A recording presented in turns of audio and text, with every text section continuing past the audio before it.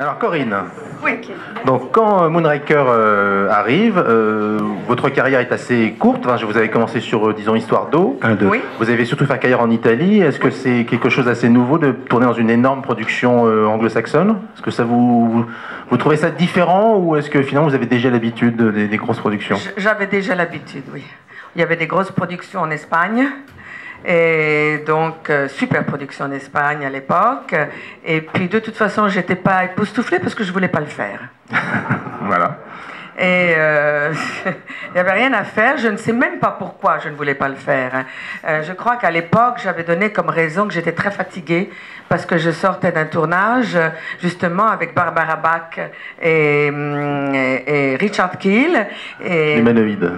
L'Humanoïde, oui, c'était un film pour enfants, mais très très fatigant. On était en Israël, dans le désert ou dans les studios, tout ça. Et moi, j'y étais tous les jours du matin au soir. J'étais crevée. Quand ils m'ont proposé de faire ça, j'ai dit, oh non, non, non, non, non, non. Et puis de toute façon, je te connais déjà Richard Keel. Et puis, oh oui, James Bond, oui, on connaît, c'est toujours la même chose.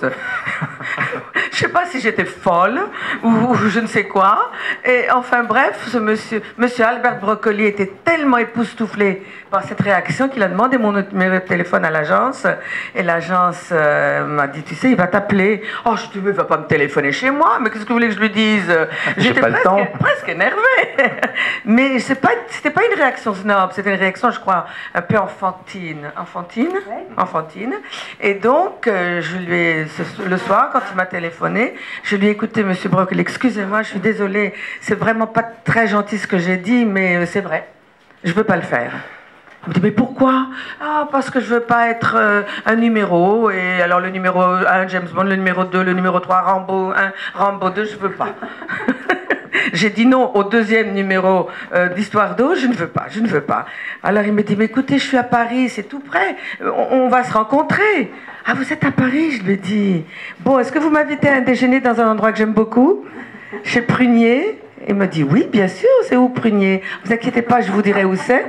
Puis il m'a envoyé le billet, j'y suis allée, on a déjeuné, on a ri beaucoup, on a mangé beaucoup comme d'habitude. Et puis en rentrant, il m'a dit, bah là, vous allez le faire? Ah, mais je suis pas venue pour accepter, je suis venue pour manger. Enfin bref, à la fin, il m'a dit, est-ce qu'on fait un petit essai ensemble? Je lui ai dit, il n'en est pas question. Et il me dit, bon, je vous prends quand même, vous êtes folle, mais je vous prends. Je dis, bah, si vous me prenez, je peux plus dire non, là, c'est pas possible. Et on a fait ce tournage merveilleux. Heureusement qu'il a insisté. Mais directement, c'était le rôle que vous avez finalement eu dans le film, ou c'était ce rôle-là? C'était ce rôle-là, et il m'a tout expliqué, le rôle, et il m'a même dit, écoutez, vous savez ce qu'on va faire? Je vais vous garder votre nom. Vous allez vous appeler Corinne, pas Cléry, mais Corinne Dufour. Et ensuite, après le tournage, j'ai fait presque une énorme partie du monde avec lui, avec eux, avec une partie avec Roger Moore, une partie avec Richard Keel. En dehors justement donc de l'Amérique du Sud, j'ai fait le reste du monde, de l'Afrique, à l'Australie, au Japon, partout, et ça a été fantastique, vraiment une grande vacance, très fatigant, hein, 3 jours de travail et 4 jours de vacances avec Louis Gilbert et tout ça, une grande expérience, sublime. Heureusement qu'il a insisté, parce que j'ai jamais eu de gens qui ont insisté autant que ça.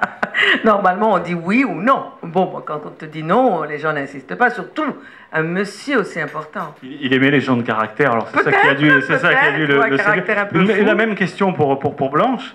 A priori, la carapate de Gérard Houry n'a pas grand-chose à voir avec James Bond, mais c'est précisément à ce film que vous devez d'avoir été engagé sur Moonraker. Racontez-nous ça. Ouais, ça n'a rien à voir avec le film. En revanche, il y a des couettes dans le film de la carapate. Et ces fichues couettes ont été déterminantes parce que, effectivement, moi je ne savais pas tout ça, évidemment. À l'époque, je débutais, j'avais juste fait un seul film avant. Et mon agent m'avait pris rendez-vous, le casting, Margot Capelier m'avait fait venir, mais évidemment, on ne m'avait même pas dit pourquoi. Je savais que je venais pour un James Bond, donc bien évidemment, au début, j'ai cru naïvement que je venais jouer une James Bond girl. Alors je me suis dit, oh là là, mais c'est incroyable, moi. Puis je me suis dit, avec mon 1m60, c'est pas possible. Après, je me suis dit, oh, bah, si, dans le fond, Ursula Andress, elle faisait 1m60 aussi, il n'y a pas de raison.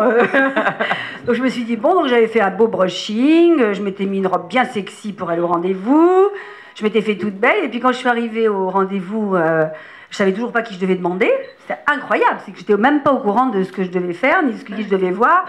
Bref, tout d'un coup, on me reçoit, c'était au studio de Boulogne, et on me dit, on va vous recevoir. Et là, je suis reçue par Brocoli, lui-même.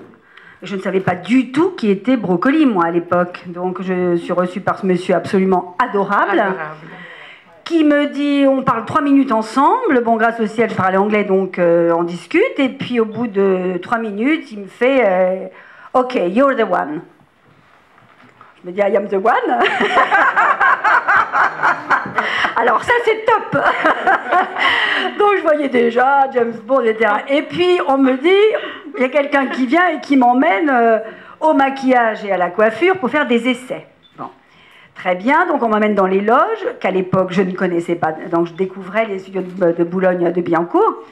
Et j'arrive devant la place de coiffure et on commence à me tirer les cheveux et à me faire ça et tout, et je fais oh là là, attention mon brushing, j'ai mis 2 heures à le faire, et on me dit oui non mais on vous prépare, etc. Et je vois qu'on me fait des couettes. Et là je me dis, je me suis trompée de tournage. C'est pas possible. Je suis pas allée au bon rendez-vous. J'ai pas vu. Il y a un problème. C'est pas James Bond. Je suis pas au bon truc. Et je leur dis, mais vous savez, je viens pour un James Bond. Et on me dit oui. J'ai dit oui, mais bon là, vous faites quoi avec mes cheveux? Parce que on me dit on fait des couettes. Ah, je dis mais il y a un truc. C'est pas possible parce que j'ai jamais vu des James Bond avec des couettes. Enfin. Et on me dit, mais vous n'êtes pas au courant de votre rôle? Ah ben je dis non, moi je ne sais pas du tout ce que je fais. Non, je suis une James Bond girl. On me dit, oui. Presque. Donc, vous êtes la fiancée de requin, de Jaws. Et alors, ça m'en disait pas lourd, parce que j'avais pas vu de film avec Richard Kiel. Donc je dis bon, et alors requin, il est comment? Et on me dit ben voilà, et on me sort la photo de Richard.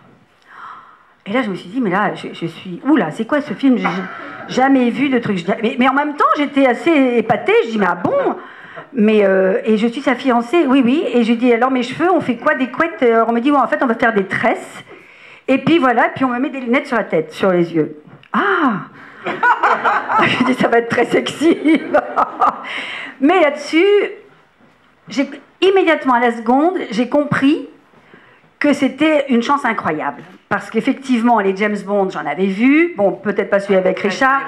Mais je me suis dit, c'est complètement fou, c'est incroyable ce truc, parce que j'ai jamais entendu parler de choses comme ça dans ces films.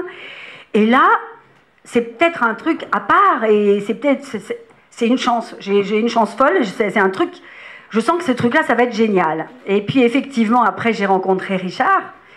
Et on a sympathisé tout de suite.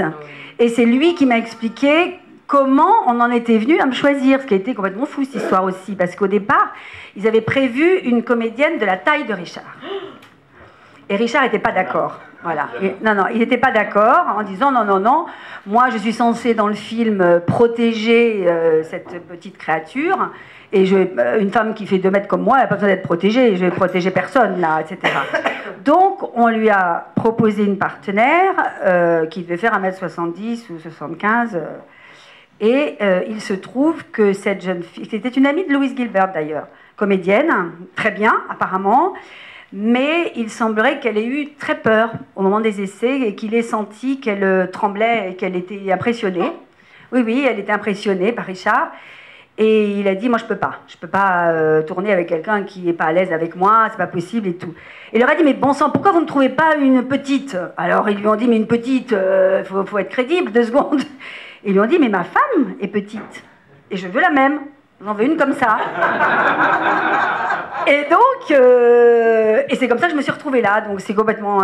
et moi, évidemment, je ne m'a pas fait peur du tout, parce que j'ai tout de suite vu qu'il était un amour, c'était un gentil comme tout, et on s'est très très bien entendu tout de suite, et Et je peux vous dire que j'ai jamais regretté, j'étais ravie comme tout et que j'ai pas regretté qu'on me prenne pas pour une pin-up.